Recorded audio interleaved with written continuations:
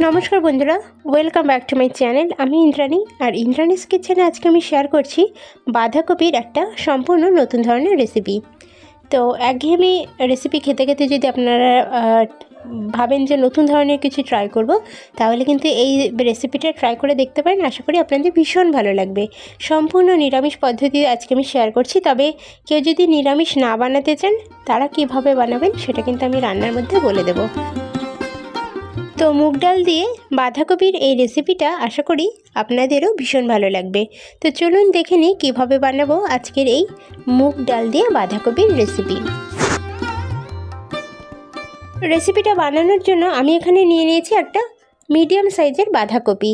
আর এখন প্রচুর পরিমাণে বাঁধাকপি পাওয়া যাচ্ছে, তো অবশ্যই কিন্তু এই রেসিপিটা একবার হলে ট্রাই করুন। দেখুন এখানে বাঁধাকপিটাকে প্রথমে আমি কুচিয়ে নিচ্ছি।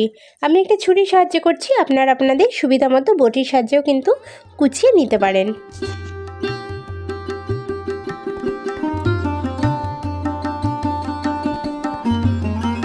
বাঁধাকপি আমার কিন্তু কুচানো সম্পূর্ণ হয়েছে। তো এবার আমি একটা পাত্রে জল নিয়ে বাঁধাকপিটাকে সম্পূর্ণ পরিষ্কার করে 2-3 বার জল পাল্টে ধুয়ে নেব। তো বন্ধুরা আমি কিন্তু আমার এই চ্যানেলে বাঙালি রান্নাবান্নার ঘরোয়া যে পদ্ধতিগুলো সেটাকে একটু ইউনিকভাবে দেখানোর চেষ্টা করে থাকি। আর সেগুলো যদি আপনাদের ভালো লাগে তাহলে কিন্তু আপনারা আমার চ্যানেলটাকে সাবস্ক্রাইব করে রাখতে পারেন। যে কোনো বাঙালি রান্না কিন্তু আপনারা আমার চ্যানেলে পেয়ে যাবেন। তো আজকের ভিডিওটা ভালো লাগলে একটা লাইক দিয়ে ভিডিওটা কন্টিনিউ করার অনুরোধ রইল। তো চলুন দেখে নিই। দেখুন আমি আর কিন্তু বাঁধাকপিটা সম্পূর্ণ ধোয়া কমপ্লিট হয়ে গেছে।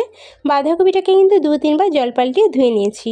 এবার আমি একটা পাত্রে আলাদা করে নিয়ে নিচ্ছি। একটা কড়াই খুব ভালো করে গরম করে নিয়েছি, আর কড়াইটাতে আমি মুগ ডাল দিয়ে দিচ্ছি 1 বাটি মতো। ছোটো একটা বাটির 1 বাটি মুগ ডাল আমি এখানে দিয়ে দিচ্ছি। তো মুগ ডালটাকে একটু রোস্ট করে নেব, মানে কোনো রকম তেল বা কোনো কিছু ছাড়াই আমি মুগ ডালটাকে হালকা একটু ফ্রাই করে নেব। মুগ ডালটাকে ভেজে রান্না করলে খুব সুন্দর একটা গন্ধ কিন্তু স্প্রেড হয়, যেটা রান্নাটাকে কিন্তু দুর্দান্ত টেস্টি করে তোলে। তো সেই কারণে মুগ ডালটাকে অবশ্যই একটু হালকা ভেজে নিয়ে তারপরে কিন্তু ধুতে হবে। ধুয়ে তারপরে কিন্তু মুগ ডালটাকে রান্নায় ব্যবহার করতে হবে। যে কোনো সময় মুগ ডাল যখন রান্না করবেন এইভাবে করে দেখুন, আশা করি আপনারও ভীষণ পছন্দ হবে। তো দেখুন মুগ ডালটা কিন্তু আমার ফ্রাই করা হয়ে গেছে। এবার মুগ ডালটাকে নামিয়ে আমি কিন্তু ধুয়ে পরিষ্কার করে রেখে দেব। আর এদিকে দেখুন আমি একটা আলু কেটে নিয়েছি, একটা বড় সাইজের আলুকে একটু বেশ মাঝারি ছোট ছোট করে কেটে নিয়েছি।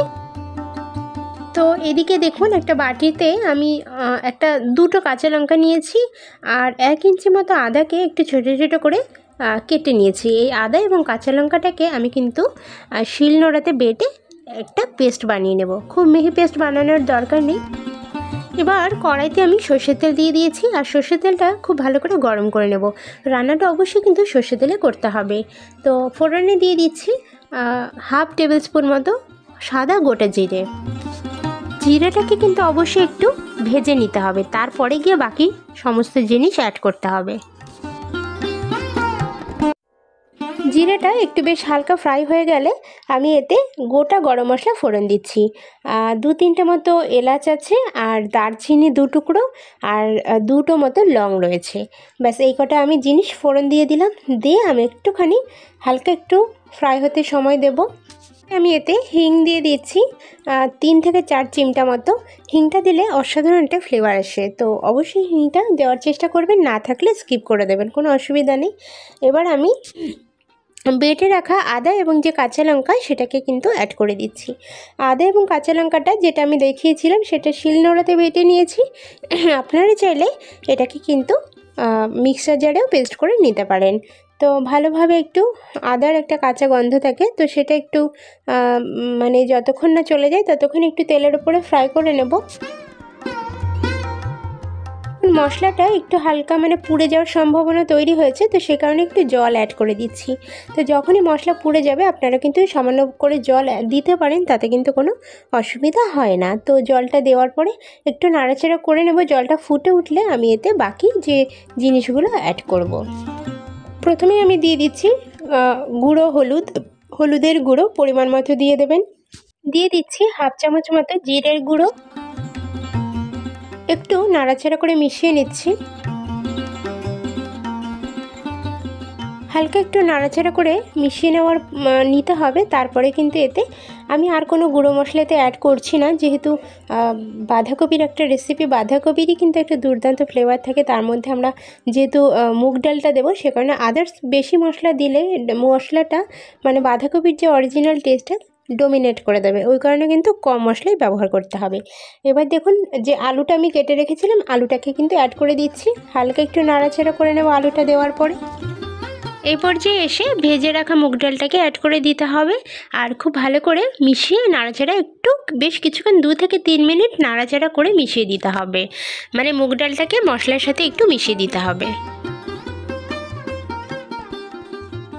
খুব সুন্দরভাবে আমার কিন্তু মেশানো হয়ে গেছে। এবার আমি কেটে রাখা বাঁধাকপিটাকে অ্যাড করে দিচ্ছি। আর বাঁধাকপিটাকে অ্যাড করে দেওয়ার আগে জলটা কিন্তু অবশ্যই ঝরিয়ে নেবেন, খুব ভালো করে জলটা ঝরিয়ে নিতে হবে। তো তারপরে কিন্তু বাঁধাকপিটাকে এর সাথে এইভাবে মিশাতে হবে আর খুব ভালোভাবে মিশিয়ে দিতে হবে। এবার আমরা বাঁধাকপির মধ্যে কিছু কিছু জিনিস অ্যাড করব, সেগুলো দেখে নিই।